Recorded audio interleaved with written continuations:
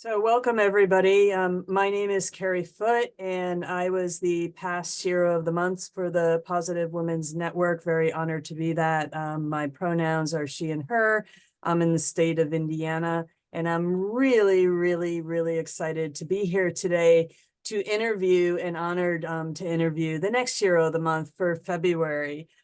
Kenya, who's going to introduce herself. Kenya, can you tell us who you are, your pronouns, what state you're from? Yes, hello. My name is Kenya Moussa, and I'm from the state of Pennsylvania. My pronouns are she, her, and hers. Awesome, awesome. And how long have you been a member of PWN and how did you get involved? Well, I've been a member of PWN since 2019. Well, 2018, 2019. And I came from the city of Camden, New Jersey, and I floated over to the city of Philadelphia through Ryan White. And then there they gave me some I've noticed while I was in the Ryan White Council that it was a lot of community in Pennsylvania and a lot of economical justice opportunities for me to be here. So I left the city of Jersey and came to the city of Philadelphia to meet my community. I got great health care, ran into Project Teach. Project Teach ran into Teresa Sullivan, who then met Wahida El Shabazz, and then I became a Positive Women's Network ever since then. Oh, that's amazing. Two amazing other Shiros names you just mentioned there. Yeah, Awesome. So how has PWN impacted your life just being involved with them? it it has been a huge impact on my life. Um, I came from a city where we were had we had much education on politics, and unfortunately, I had HIV, and I had to be educated on from the bottom up, and they tuned me in on skill building, relationship building, and leadership leading. Awesome, awesome. So tell me what you're doing now. Like what projects or campaigns, what are you involved with in terms of HIV and the great work that you're doing? Well, we're currently just recently, me and my other co-chair, Maria Cruz, we had wrote a letter out to a legislative on a bill called HR 1245. Um, it was a substance-based bill, and we wrote a letter to the legislator, let them know that harm reduction is a collection of evidence-based community, which is driven approach to improve health and safety outcomes. And how did that go doing that, working with the legislators? That letter went well. We had a tiny window to enter it, and we have a call to action. We have an app called Slack where we all contact each other on. We hit the action button, and next thing you know, letter written. We edit it and we submitted it. Awesome, awesome. And so what other kind of broader projects are you working on? The little blurb that wrote about so many amazing things that you're doing. Tell us a little bit about your work with Health Not Prisons, your work with HIV criminalization reform. What's going on there and how are you involved? Okay, yes. Yes, I've been in Health Not Prisons since June of last year. I've been in training. We've had some amazing webinars. They've been training us on the three executive branches and educating us on how criminalization can be seen through a BIPOC lens and how we can eradicate certain bills. Awesome. That's great and such important work that you're doing there and difficult work. It's very difficult. They just told me this is not an overnight process.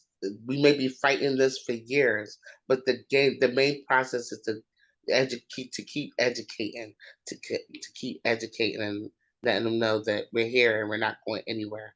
Yeah. So what's your drive doing that? Because I can imagine that that must be hard when you think about, boy, this could take years to do. Like, what's your drive and your passion? Where does that come from to say, well, I'm going to be in it for the long haul?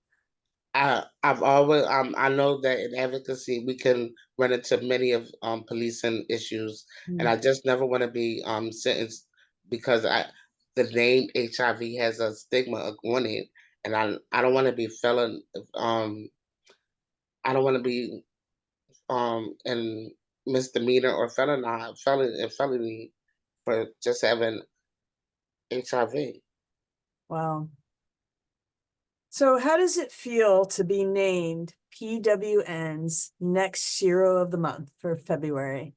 I was kind of shocked, amazed, and I'm humble all in the same same grace. I would never have thought, and I seen a lot of people be Shiros. I never thought my name would be called. Yeah, but it's amazing just the things that you're doing and in a short amount of time, and you're making a difference, already talking to legislators. And that's not easy to do. They're a scary bunch. No, and I've grown to know that they're not as scary as they seem. When I talk to them, I'm it's crazy because you think that you have to be a stiff neck to talk to these people. I come just as I am, a Mm. woman from the urban area, speaking to them in the language that we all speak, English.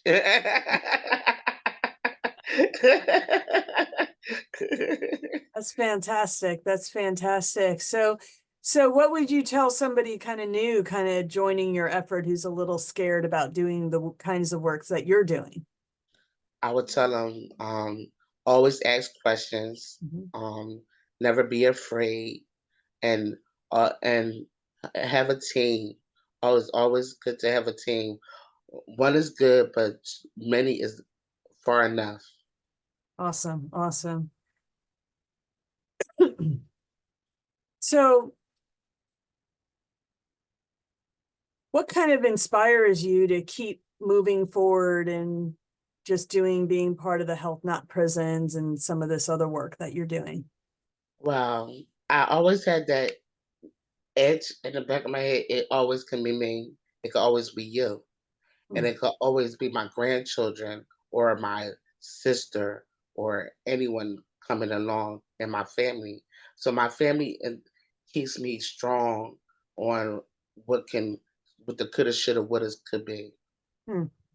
So do you have children?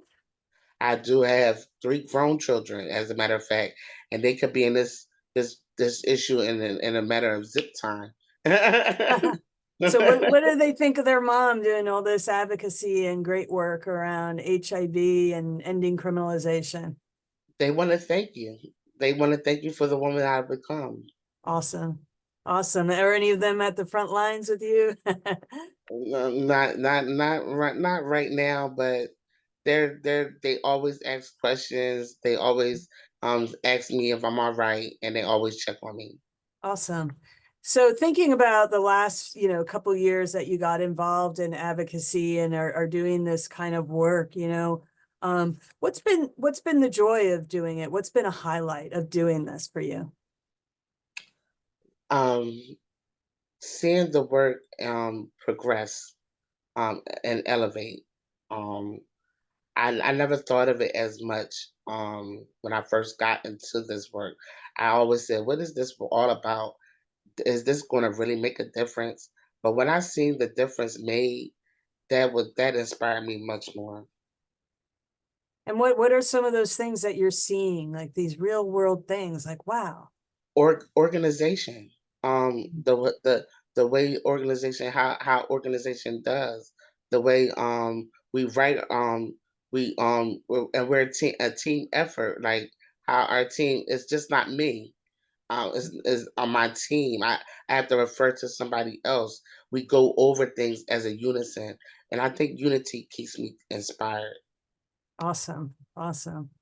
So thinking about just kind of wrapping up the interview here, and doing this and sharing your experiences as the Shero of the month. What has this been like for you? Just sharing your story and kind of what you're doing around advocacy and with Positive Women's Network. What has this been like for Um, you? I can say it hasn't been. Everyone believes that. Oh, hey, it's easy. I was nervous. I was a nervous wreck.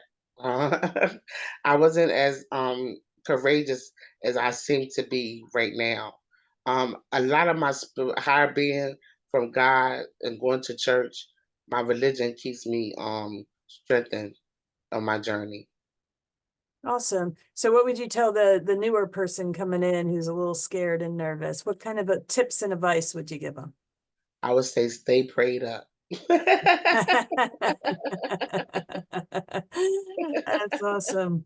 You know, I'm taking away a few messages from myself, we can all speak English. We can talk, stay prayed up, awesome tips and for all of us to kind of learn from and grow and do this advocacy. So do you have any kind of final words that you'd like to share and just let everybody know about you, what you're doing, anything? And I just want to let everyone know that there's no I in team. Always know that your team makes a great effort. If you have any mistakes, you can always look back at your team and get the embrace that you need. Awesome, awesome. And just just maybe about just PWN, just some final words on, what they mean to you and just being a member and part of this amazing network across the US. I'm humbled to know that we're actually some fierce advocates fighting in this fight, like such as you, Dr. Foot. You done made I've been, but you don't know, but I've been a fan of your story, um, and the inspiring work that you do. It is advocates like you and Mandisa and Kamaria and Tana that keeps me grounded. Well, thank you for those kind words. They're too kind, and you just named a whole bunch of other just heroes who've impacted myself, like just people, and I just want to share with you, it's advocates like you coming in new that just, I can see the difference in the changes, just building and growing, like you said, that teamwork. So I wanted to thank you for all the amazing work that you're doing, that you are inspirational and amazing, and just congratulate you on being February Shero of the month. Just so well deserved and earned and amazing. So before we end, deep breaths. Yes, any deep breaths. any parting words as we kind of wrapped up? um, just know it's one love, everybody, one love. Wow. Okay. Well, thank you so much, Kenya, for taking time out of your day to join us, for sharing your story, all the great, amazing things that you've been doing. You're just so inspiring. And I just can't wait to see what Pennsylvania is going to do with you on their team. And I'm going to reach out to Teresa and say, boy, you got Kenya. Can we bring her to Indiana? But just amazing. So just want to thank you again and congratulate you. Just incredible work that you're doing. So to everybody out there watching this, thank you all for tuning in. If you want to learn more about Sheroes of the Month or nominate somebody, just visit the PWN website at pwn-usa.org. And thank you again for joining and congratulating Kenya on her honor for Shero of the Month for the month of February. Thank you. Thank you, everyone. Thank you, Dr. So Carey.